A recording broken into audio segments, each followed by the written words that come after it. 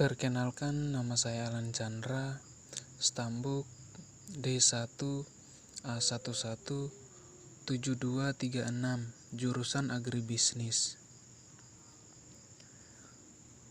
Baik, dalam kesempatan kali ini saya akan mencoba menjelaskan jawaban dari pertanyaan terkait tentang soal mid semester mata kuliah ekonometrika, yang dimana pertanyaan pertama adalah jelaskan pemahaman Anda tentang konsep ekonometrika. Ya,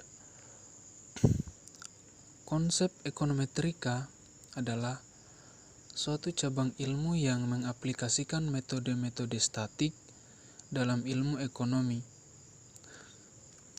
di mana ilmu yang berhubungan dengan mengestimasi hubungan-hubungan ekonomi, kemudian mencocokkan teori ekonomi dengan dunia nyata dan untuk menguji hipotesis yang meliputi perilaku-perilaku ekonomi serta meramalkan perilaku dari variabel-variabel ekonomi. Lanjut daripada itu, pertanyaan yang kedua, jelaskan pemahaman Anda tentang konsep analisis regresi, definisi, dan pembagian atau klasifikasi dalam analisis regresi. Ya, di mana regresi adalah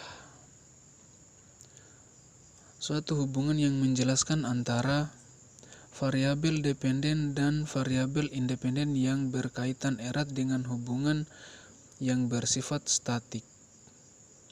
Atau bisa juga diartikan dalam pengertian modern, regresi dalam pengertian modern adalah studi bagaimana variabel dependen dipengaruhi oleh satu atau lebih dari variabel independen dengan tujuan untuk mengestimasi dan memprediksi nilai rata-rata variabel dependen didasarkan pada nilai variabel independen yang diketahui. Kemudian lanjut nomor 3.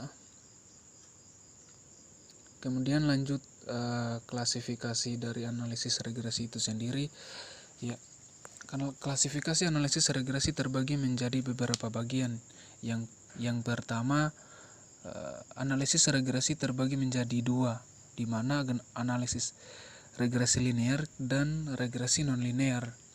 Regresi linear dipecah lagi menjadi dua, yaitu regresi linear sederhana dan regresi linear berganda. Dan regresi linear itu membentuk garis lurus. Kemudian regresi non-linear dipecah lagi menjadi dua, yang dimana regresi kuadratik dan regresi kubik. Regresi non-linear ini membentuk garis lengkung. Lanjut nomor 3, jelaskan pemahaman Anda tentang konsep metode OLS. Ya, metode OLS merupakan metode yang sering digunakan untuk mengestimasi parameter model regresi.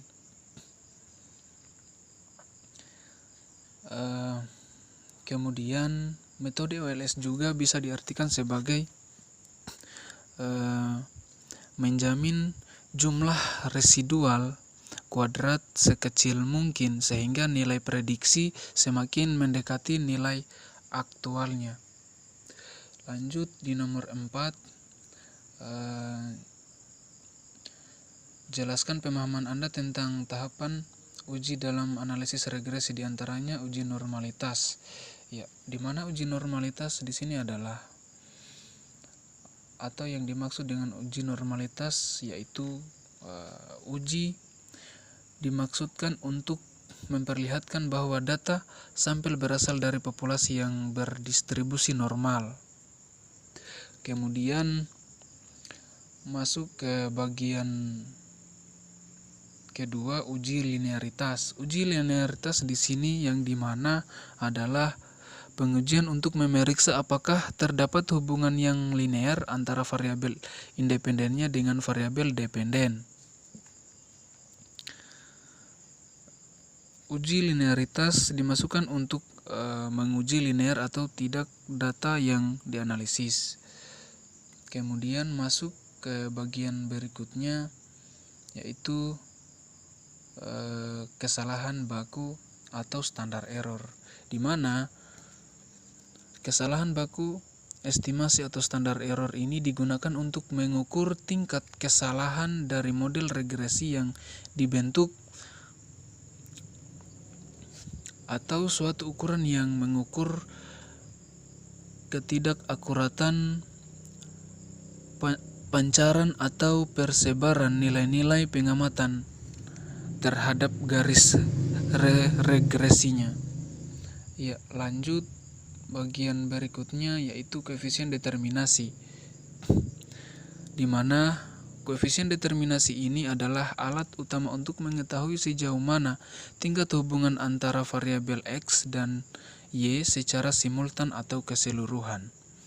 Variabel ini, koefisien determinasi ini menunjukkan seberapa baik garis regresi menjelaskan datanya. Artinya bagaimana garis regresinya yang dibentuk sesuai dengan data aktual. Pada intinya, koefisien determinasi ini dia itu mengukur seberapa jauh kemampuan model dalam menerangkan atau menjelaskan variasi variabel terikat. Iya. Lanjut pada poin berikutnya, yaitu uji simultan atau uji F. Uji F dikenal dengan uji serentak atau simultan bersamaan atau uji model, atau bisa juga dinamakan uji ANOVA, yaitu uji ini digunakan untuk melihat bagaimanakah pengaruh semua variabel bebasnya secara bersama-sama terhadap variabel terikatnya, atau untuk menguji apakah model regresi yang kita buat baik, signifikan, atau tidak baik. Bisa juga disebut non signifikan. Ya.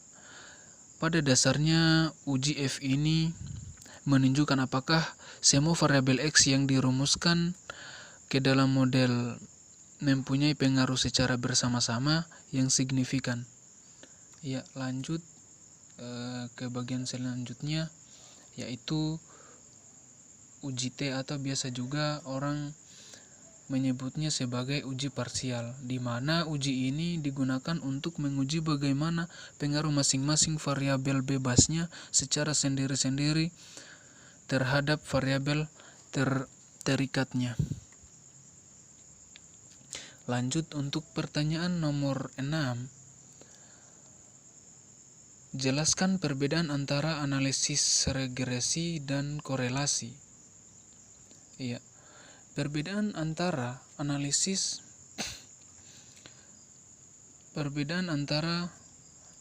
regresi dan korelasi. Ya. Kalau kita melihat korelasi itu sendiri, dia hanya menunjukkan sekedar hubungan. Sementara regresi dia menunjukkan hubungan pengaruh. Kemudian kita lihat lagi dalam korelasi,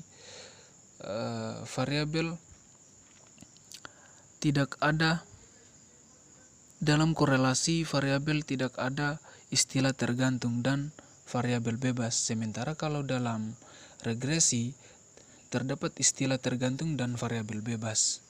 Iya.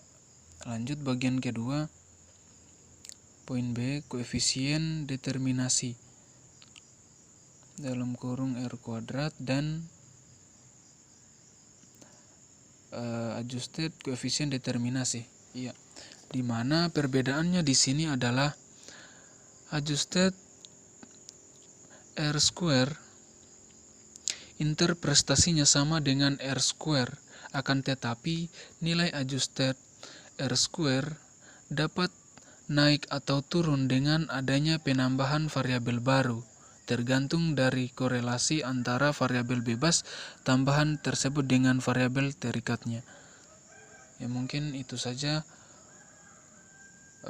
jawaban nomor 1 sampai nomor 1, 2, 3, 4, dan 6. Sekian. Terima kasih.